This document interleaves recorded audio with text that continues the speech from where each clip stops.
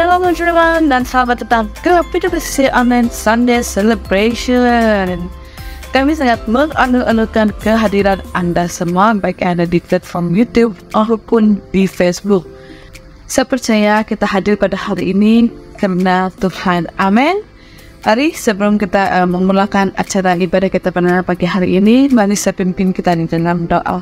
Haleluya Yesus, haleluya Bapa, kami bersyukur Tuhan karena Engkau adalah Allah yang baik, Allah yang setia Tuhan, sentiasa bersama dengan kami Bapa di setiap program kami. Engkau akan menyertai kami ya Tuhan. Tuhan Yesus, Tuhan kami ingin serahkan ibadah kami pada pagi hari ini Bapa. Dimanapun kami berada Tuhan, kami berdoa Tuhan agar Engkau memberkati setiap kami yang hadir pada hari ini, baik melalui YouTube maupun di Facebook ya Bapak Tuhan.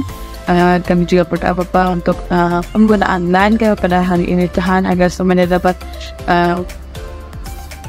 ibadah ini dapat berjalan dengan lancar sesuai dengan kehendak Bapak. Terima kasih Yesus, terima kasih Bapak, kami serahkan semuanya ke dalam tangan dalam nama Tuhan Yesus kami sudah berdoa. Amin.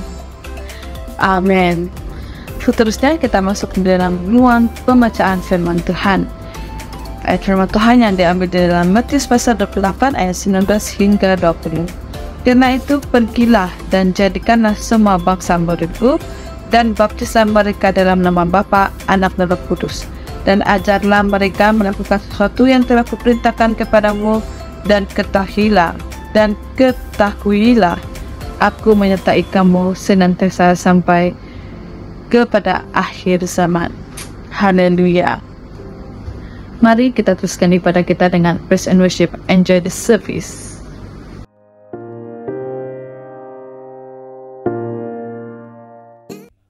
Shalom. Haleluya jemaat Tuhan. Mari kita terus bangkit berdiri. Kita mau merayakan Tuhan kita pada pagi ini. Amin. Haleluya.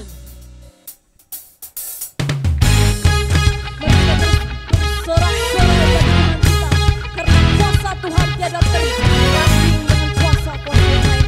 Haleluya. Mari kita bersama-sama.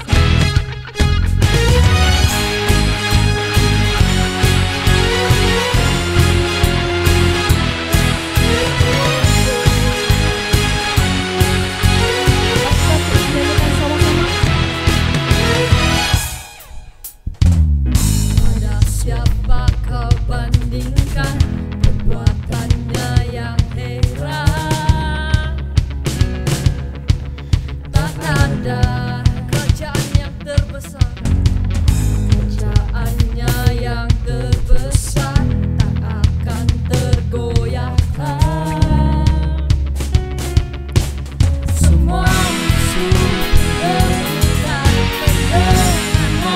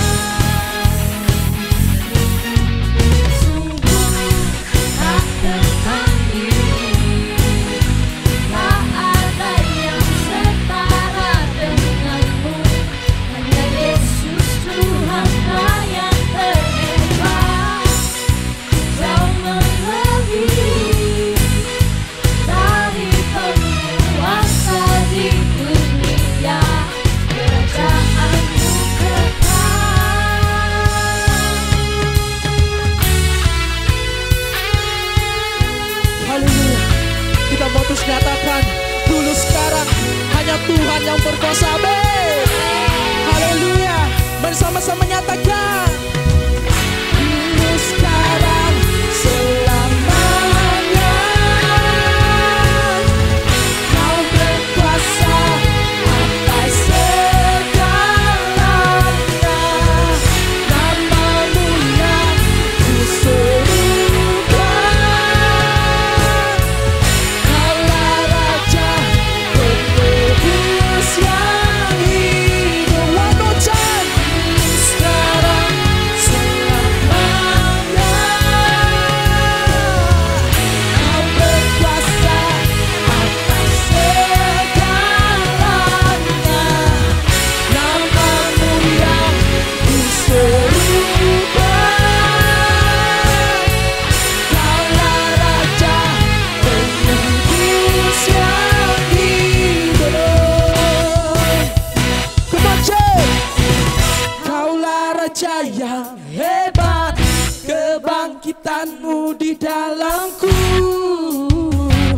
di dalamku. Oh, tiada takut dan gentar, kemenanganku bersamamu, bersamamu.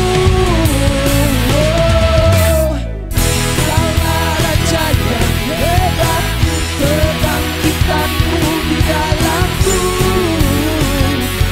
dalamku. Oh, tiada takut dan gentar, kemenanganku bersamamu, bersamamu.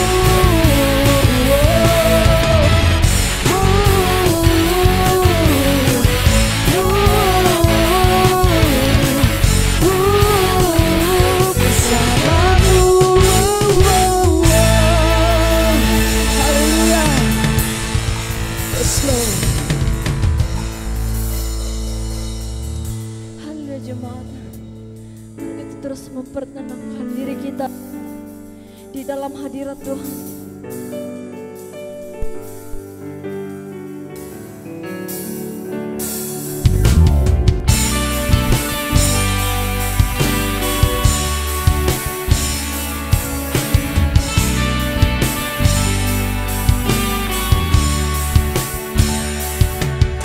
Di setiap langkahku, tanganmu menuntun jalanku, karena kau pelita hidupku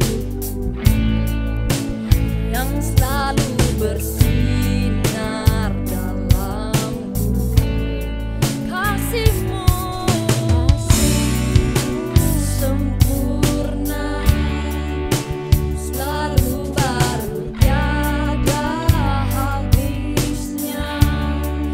Oh, apapun cerita hidupku, janjimu tak kau tinggalkanku.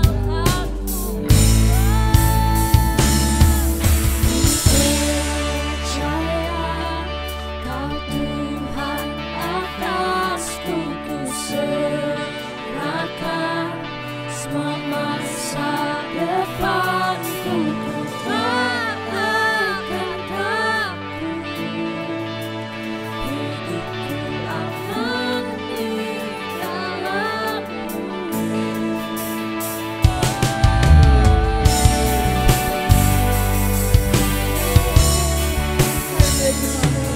Mari sekali lagi kita nyanyikan di setiap langkahku. Setiap langkahku, tanganmu menuntun jalanku, karena kau pelita, karena kau pelita hidupku yang selalu bersinar dalamku. Kasihmu sempurna, kasihmu sempurna, selalu baru, tiada habisnya. Oh, apapun cerita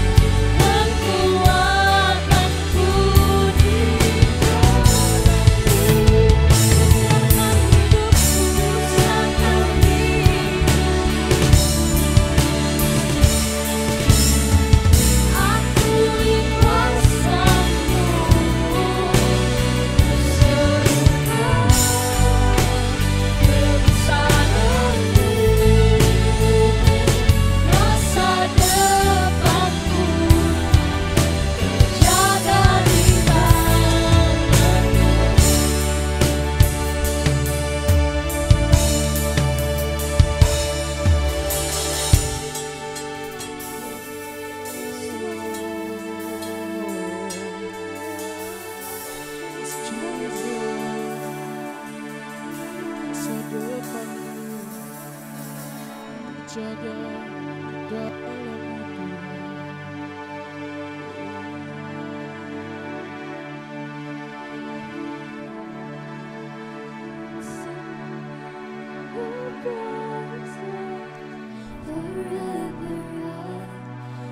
trust in your name, your will be done. Your will be done. Let's sing again. Forever I will sing in your presence. Forever I will trust in your name. Your will be done. Your will be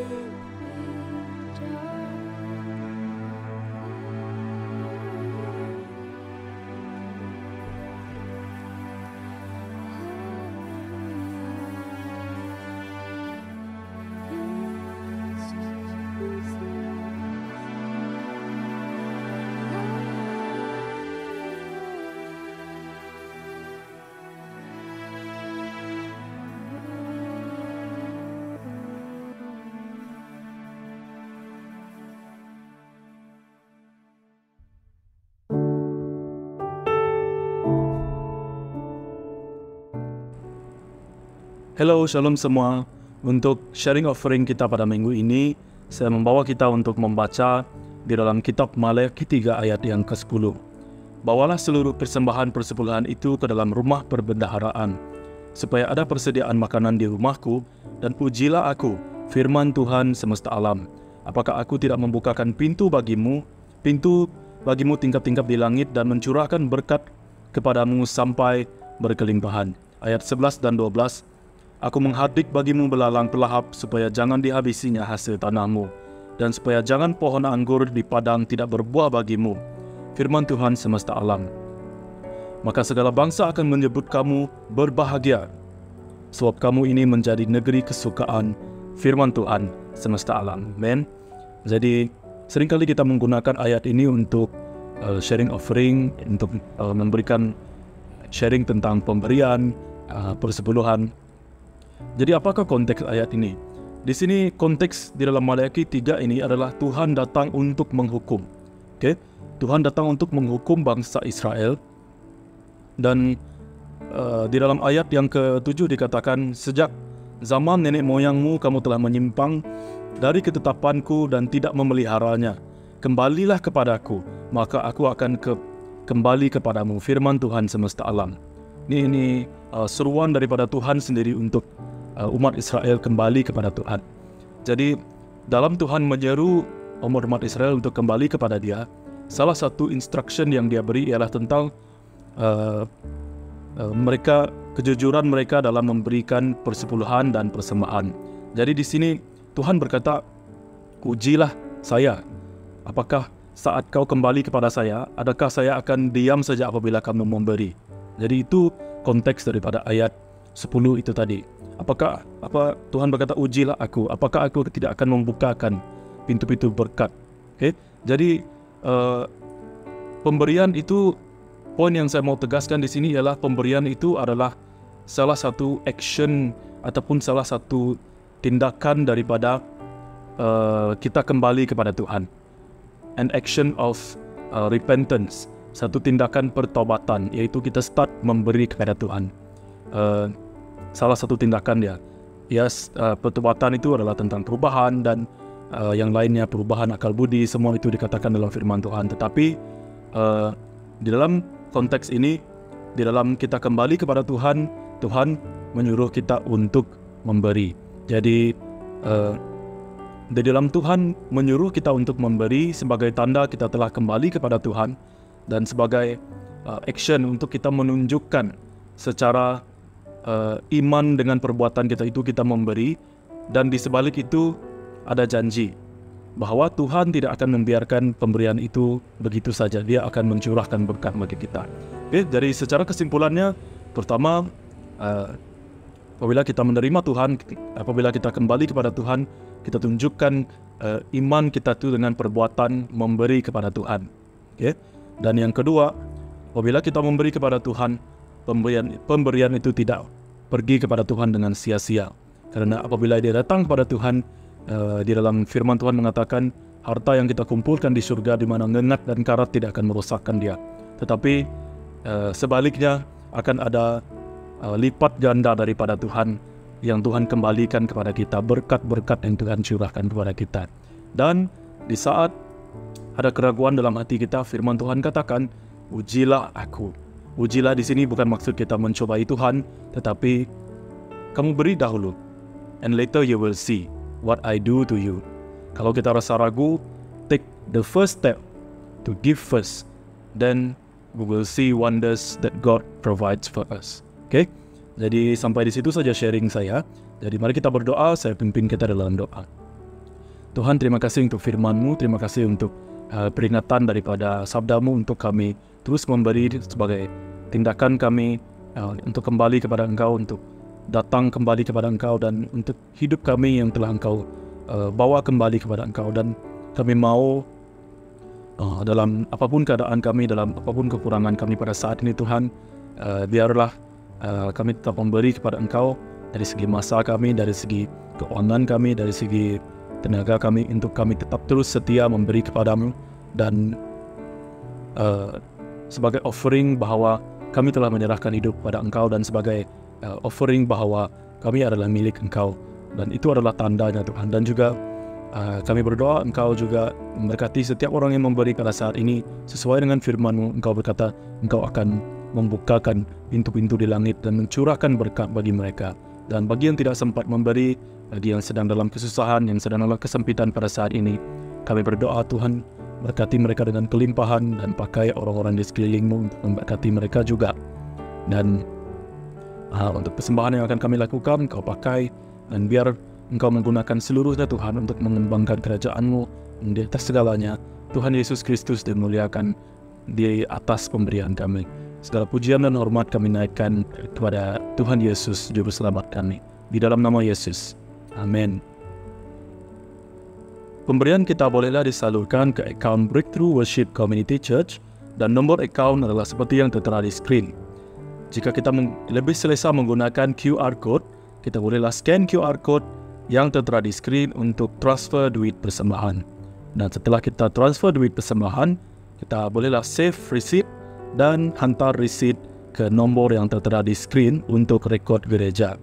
Jadi sekian sharing offering kita, dan selamat memberi, Tuhan memberkati. Dan seterusnya kita akan dilayani di dalam sesi khotbah kita oleh seorang pastor, seorang hamba Tuhan yang melayani di PWCC Shah Alam. Dan without further ado, let us all welcome Pastor Andy untuk membawa kita di dalam firman Tuhan.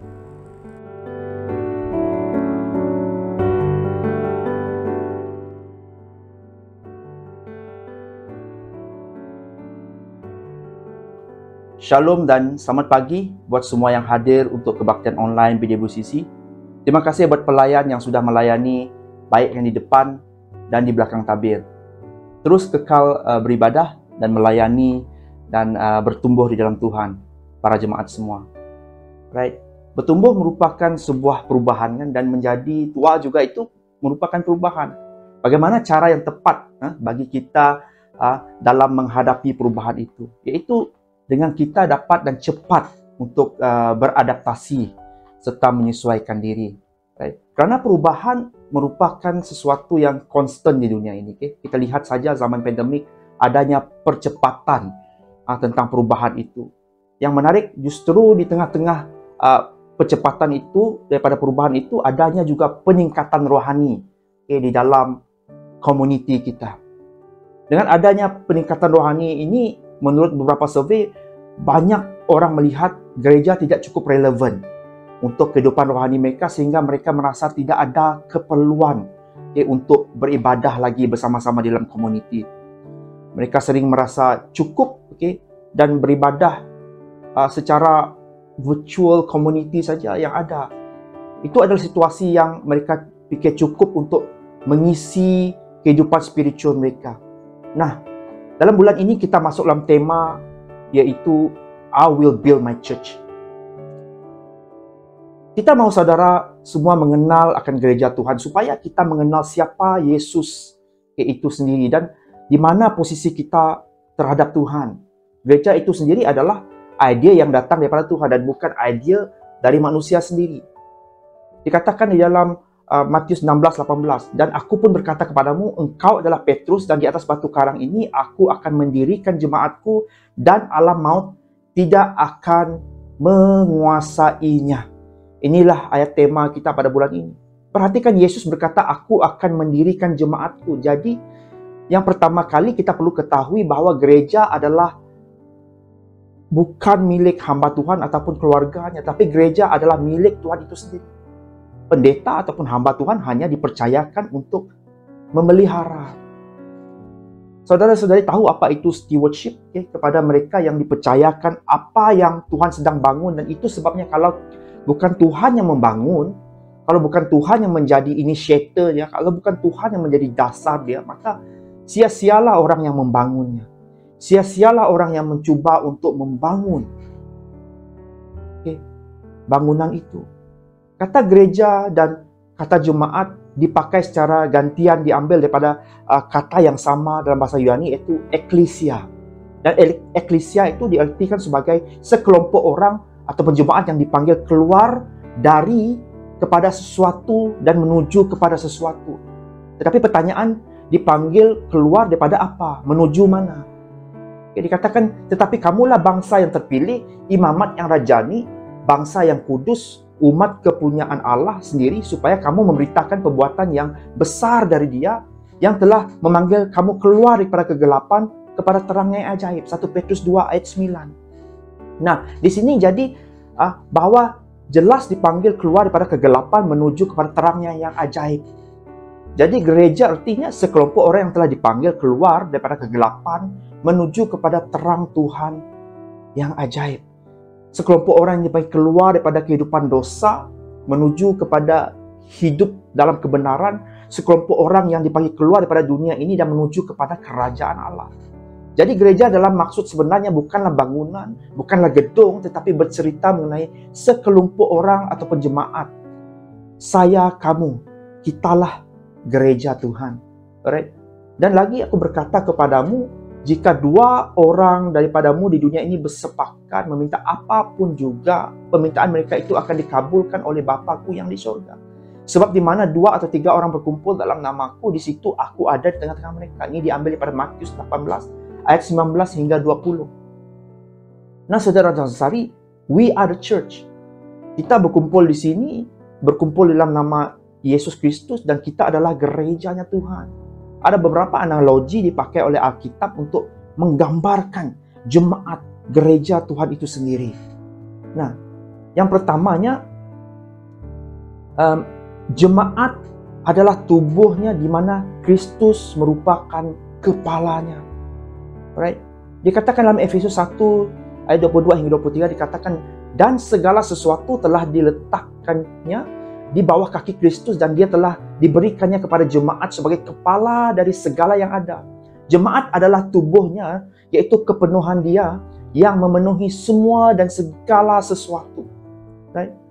Nah, Kristus adalah Raja atas dunia, dan jika kita mendengar kata Raja ini kan, secara logiknya maka kita akan membayangkan satu susuk pribadi yang berada di tempat yang tinggi, yang jauh dari kita, yang hidupnya berbeza dengan kita, yang kemudian secara positionnya ataupun status dia, authority dia jauh lebih tinggi daripada kita. Dan sebagai raja dikatakan dia adalah kepala dan kita adalah tubuhnya. Kepala sama tubuh tidak dapat dipisahkan. Kepala dan tubuh menjadi satu dan tidak mungkin terpisahkan. Dan kepalalah yang menggerakkan semua bagian tubuh kita. Dikatakan Kristus adalah kepala kita. Dia adalah raja kita. Dialah kepala kita yang berkuasa atas kehidupan kita. Tetapi dia bukan jauh daripada kita. Dia bukan yang jauh daripada kita. Bahkan kerana kita tubuhnya, kita dan dia tidak terpisahkan. Tanpa kepala kita bukan manusia. Kita perlukan kepala dan kepala perlukan kita. Saling melengkapi.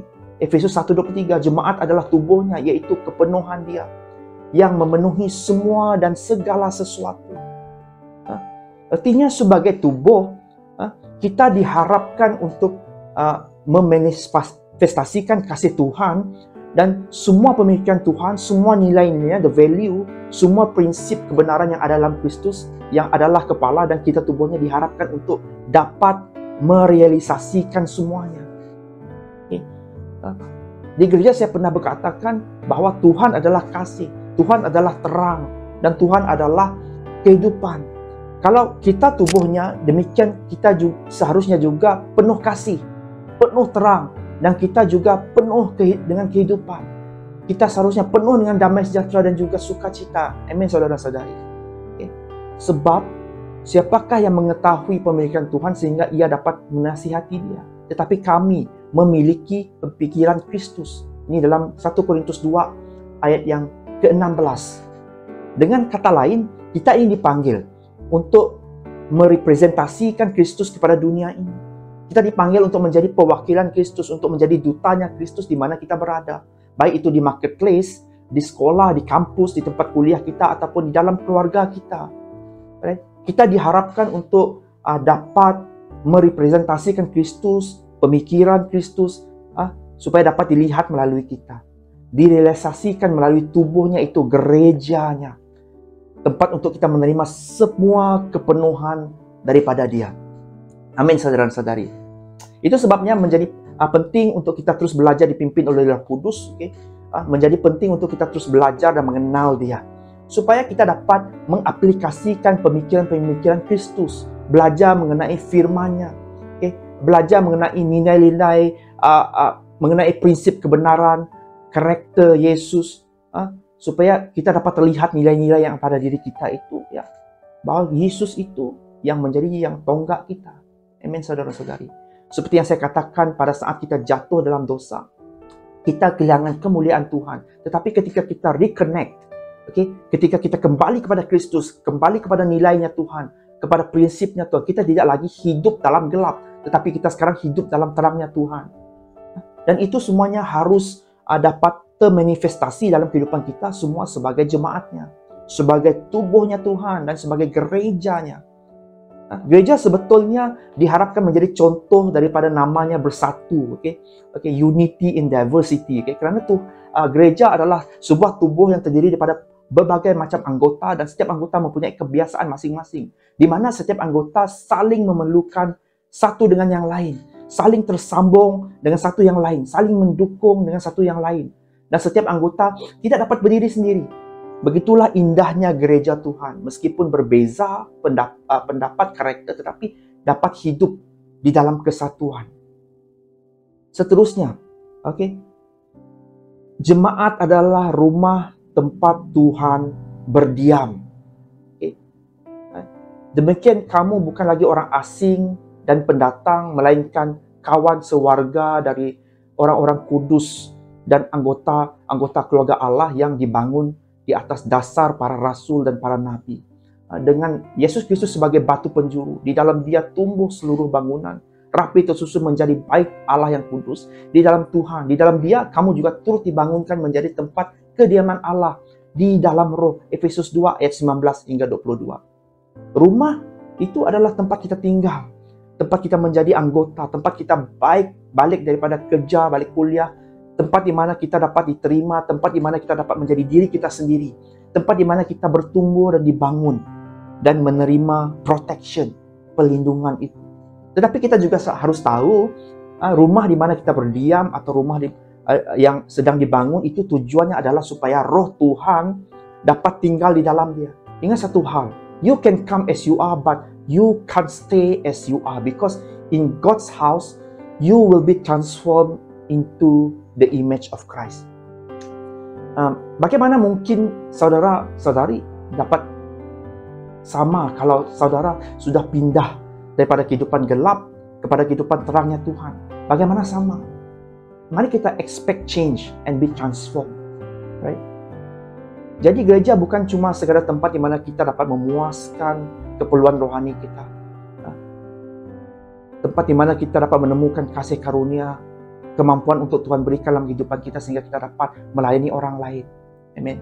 Tempat di mana kita dapat kemudian belajar hidup bersama-sama dengan satu dengan yang lain. Right?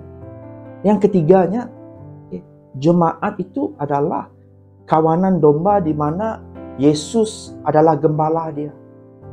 Amin, saudara-saudari. Aku adalah gembala yang baik. Gembala yang baik mengorbankan nyawa untuk kawanan dombanya. Seorang upahan yang bukan gembala dan bukan pemilik domba akan lari meninggalkan kawanan domba manakala dia melihat serigala datang. Oleh itu, kawanan domba akan diterkam dan dicerai-beraikan oleh serigala. Orang upahan itu lari kerana dia bekerja untuk mendapatkan upah. Dia tidak mempedulikan domba-domba itu. Akulah gembala yang baik. Sebagaimana Bapa mengenal aku dan aku mengenal Bapa, begitu juga aku mengenal domba-dombaku dan mereka pun mengenal aku. Aku mengorbankan nyawa untuk mereka. Yohanes 10 ayat 11 hingga 15. Yesus menggambarkan dirinya sebagai gembala domba dan dia bukan orang upahan. Orang upahan maksudnya apa? Kalau ada serigala datang, dia yang dulu lari, membiarkan domba-dombanya dimakan, dibaham dengan serigala. Tetapi dia kata, akulah gembala yang baik. Aku bukan orang upahan. Aku empunya domba-domba ini. Kalau ada yang cuba untuk mengganggu domba-domba ini, aku akan membela domba-dombaku. Dia kata, aku akan melindungi domba-dombaku. Aku tidak akan lari daripada tanggung jawabku. Dan ini seharusnya memberikan kepada kita satu jaminan, satu security, assurance untuk kita bahawa kalau kita tahu siapa kita ini domba-dombanya, dia adalah gembala yang rela untuk menyerahkan nyawanya bagi kita. Bagi domba-dombanya. Dan gembala yang baik tahu apa yang menjadi tugas dan kewajipannya sehingga kita yang menjadi kawanan domba tidak perlu khawatir. Tidak perlu takut akan keberadaan kita selama kita tidak keluar daripada kawanannya. Sebab serigala akan memaksa mereka yang cuba-cuba untuk keluar daripada kawanan yang dijaga itu. Amin, saudara-saudari. Dan semua analogi yang dipakai untuk menggambarkan jemaat, yang menggambarkan gereja melalui Alkitab, baik dalam tubuh Kristus, baik dalam rumah tempat Tuhan berdiam, baik sebagai mempelai, wanita maupun kawanan domba. Kita melihat adanya satu kesamaan. Amin, saudara-saudari. Apa kesamaannya? Apa kesamaan yang coba diceritakan oleh Alkitab ini? Kesamaannya, Tuhan tidak ingin jauh daripada kita. Tuhan ingin dekat dengan kita. Tuhan ingin mempunyai hubungan yang sangat dekat dengan jemaatnya, bahkan menjadi satu dengan jemaatnya. Ini adalah misi Tuhan. Itu sebabnya kekristenan merupakan sebuah hubungan, relationship, hubungan yang intim dengan Tuhan, dengan kita. Kita sebagai jemaatnya mempunyai hubungan yang intim dengan Raja kita, yaitu Tuhan Yesus. Supaya sebagai kepala, kita adalah tubuhnya. Dan tempat dia memanifestasikan kasihnya, terangnya, kehidupannya, nilai-nilainya, prinsip kebenaran, dan kerajaannya.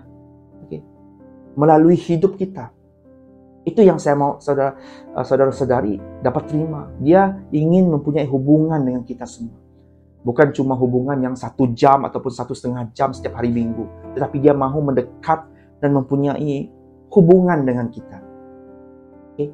Firman Tuhan mengatakan, hendaklah kamu selalu rendah hati, lemah lembut dan sabar. Tunjukkan kasihmu dalam hal saling membantu dan berusahalah memelihara kesatuan roh oleh ikatan damai sejahtera, satu tubuh dan satu roh, sebagaimana kamu telah dipanggil kepada satu pengharapan yang terkandung dalam panggilanmu. Satu Tuhan, satu iman, satu baptisan, satu Allah dan Bapa dari semua, Allah di atas semua dan oleh semua dan di dalam semua. Efesus 4 ayat 2 hingga 6. Jadi, kalau kita punya hubungan yang intim dengan Tuhan, itu akan terpancar dalam hubungan kita dengan satu dengan yang lain. Sebagai anggota jemaat, kita dapat saling menerima, saling mengasihi, berusaha memelihara kesatuan roh. Karena kesatuan lebih penting untuk kita hidup sebagai sebuah gereja. Kalau ada kesatuan roh, di situ ada damai sejahtera. Atau dengan kata lainnya, di situ ada kasihnya. Itulah tujuan kenapa kita dipanggil keluar daripada kegelapan kepada terangnya yang ajaib. Saudara-saudari.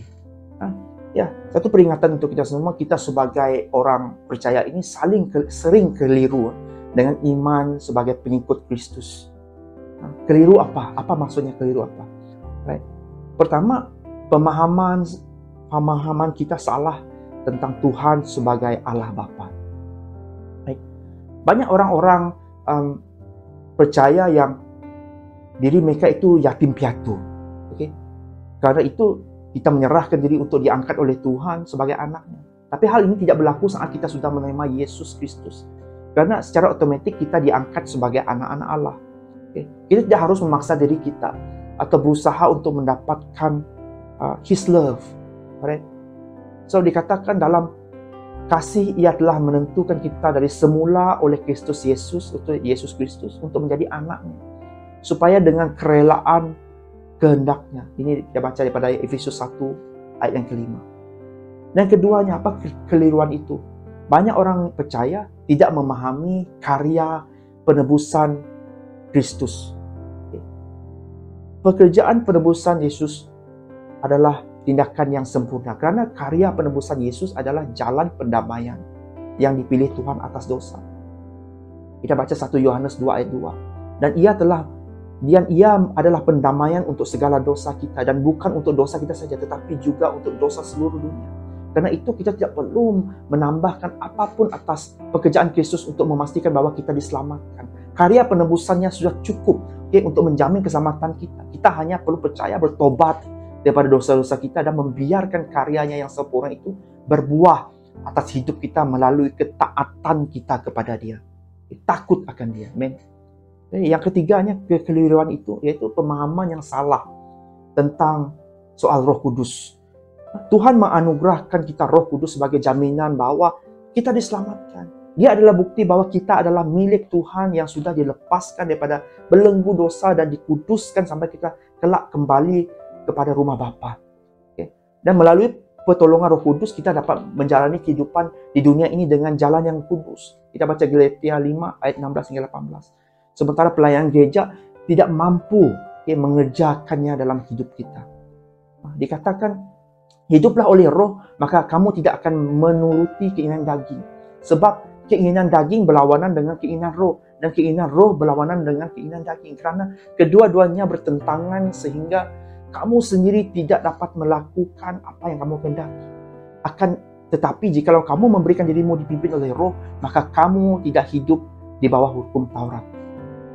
Jadi, pertanyaannya, untuk apa gereja itu? Kita berada dalam persekutuan dengan orang percaya yang lainnya karena kita adalah sesama orang percaya yang dipersatukan dalam Kristus. Karena itulah kita harus hidup dalam persekutuan dengan orang-orang seiman. Kita tidak berlumba-lumba ke gereja, ke ibadah supaya kita memperoleh keselamatan. Amen. Sebaliknya, sebagai tubuh Kristus kita dapat saling mengingatkan tentang keselamatan yang sudah Tuhan berikan. Kita dapat saling membangun satu dengan yang lain sebagai tubuh Kristus. Amin, saudara-saudari. Okay. So, saudara-saudari, sebagai kesimpulannya, saya ingin katakan di sini, right? Peringatan untuk kita ketahui bahwa walau apapun persepsi dan sikap kita terhadap gerejanya Tuhan, one thing you must know that Dia tetap akan terus bekerja dan membangunkan gerejanya bagi jiwa-jiwa dan akan memakai siapa saja untuk misinya di dunia ini. Sebagaimana yang di dalam firman Matius 16:18. Dan aku pun berkata kepadamu, engkau adalah Petrus dan di atas batu karang ini aku akan mendirikan jemaatku. Remember, He will build His church. Tetapi adakah kita sebahagian daripada misinya ini? Kita renung-renungkan. Right? Kiranya message pada minggu ini menyedarkan kita bahwa gereja itu idealnya Tuhan. Dan mari kita terlibat sama di dalam pekerjaannya yang ajaib ini. Haleluya, saudara-saudari. Harap kita semua terus dikuatkan, dibangunkan, terus termotivasi, dan terus melakukan bahagian kita. Amen, saudara-saudari. Remember one thing, kita adalah sebahagian daripada misinya Tuhan. And one thing for sure, He will build His church. Kita jumpa lagi minggu hadapan. God bless you.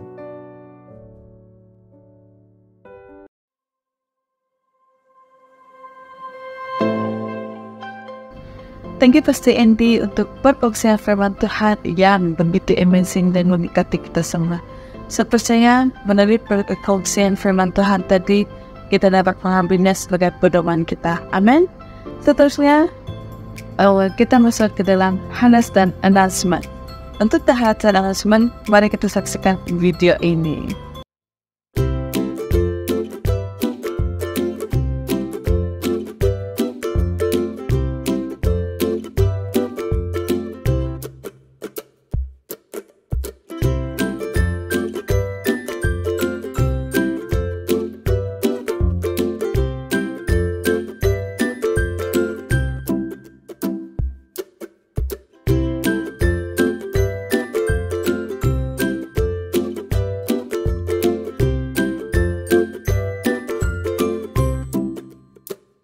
Video tadi merupakan video aktiviti mingguan di WCC dan DCC.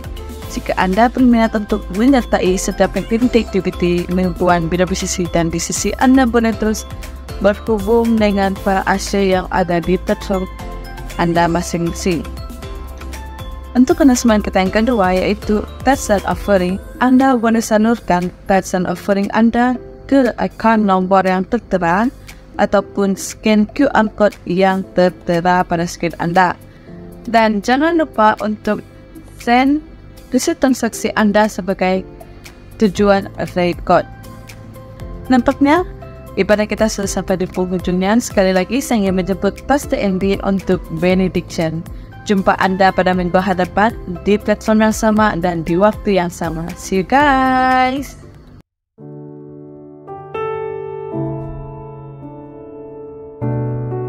Shalom sekali lagi saudara-saudari jemaat yang saya kasihi di dalam BWCC online. Right? Kita sudah berada di penghujung kebaktian kita pada pagi hari ini. Kiranya kita terus menjadi kesaksian yang baik dimanapun kita berada, right? Baik di dalam pekerjaan kita, especially di marketplace, right? Di tempat kuliah kita, tempat kita study, kita berada menjadi kesaksian hidup di tengah-tengah keluarga kita, di tengah-tengah community kita saat ini. Okay. So kita mahu sentiasa berapi-api, okay, untuk kita menceritakan tentang kasih Tuhan buat dunia ini. Okay. Kita menjadi testimoni yang hidup melalui perbuatan tangan kita, ucapan mulut kita. Right? So inilah mandat yang harus kita pegang, yang harus kita tunaikan dengan penuh tanggung jawab, okay, supaya orang melihat diri kita ini terpancarnya Tuhan Yesus, sebuah karakter yang membangun, sebuah karakter yang memberkati ramai orang. Saya doakan kita semua terus dikuatkan, terus diberikan kesehatan yang baik, okay, dalam keadaan cuaca yang tidak menentu saat ini, sakit penyakit kita mau. Saya ingin berdoa untuk kita semua supaya kita semua dilindungi, okay, daripada segala apapun gejala yang memudaratkan kita, right? Supaya kita dapat melakukan bahagian kita yang terbaik di atas muka bumi ini. Amin, saudara-saudara. Right? So itu saja, dan mari saya berdoa untuk kalian semua. Haleluya ya Tuhan. Terima kasih sekali lagi Bapa atas kesempatan yang Kau telah sediakan bagi kami pada pagi hari ini ya Tuhan Yesus, untuk kebaktian online BWCC ya Tuhan Yesus. Engkau terus menyertai kami Bapa, menguatkan kami Tuhan Yesus, memberikan kami kekuatan yang baru, tubuh yang sehat ya Bapa. Kami dipenuhi ya Tuhan Yesus, cukupkan daripada dalam keuangan kami ya Tuhan Yesus. Dan juga kami juga harus percaya bahwa Engkau ya Tuhan Yesus sedang bekerja di tengah-tengah komuniti kami ya Bapa. Kami adalah gereja-Mu ya Tuhan Yesus, yang menceritakan tentang kebaikan-Mu ya Bapa, tentang kasih-Mu ya Tuhan Yesus di dunia ini ya Tuhan Yesus. Terima kasih ya Bapa, karena Engkau sentiasa bersama-sama dengan kami ya Bapa, sentiasa memimpin kami ya Tuhan Yesus, sentiasa memerhatikan ya Bapa hidup kami ya Bapa. Terima kasih ya Tuhan. Mari jemaat angkat kedua tangan, saya ingin doa berkat untuk kalian semua. Tuhan melindungi engkau dan memberkati engkau. Tuhan menyinari wajahnya kepadamu dan memberikan engkau kasih karunia. Dia menghadapkan wajahnya kepadamu dan memberikan engkau damai sejahtera. Mari anak-anak Tuhan, mari kita keluar dari platform ini membawa kasih dan damai sejahtera daripada Allah Bapa, Anak, dan Roh Kudus. Kita semua yang percaya kita katakan amin. God bless everyone. Kita jumpa lagi. Bye.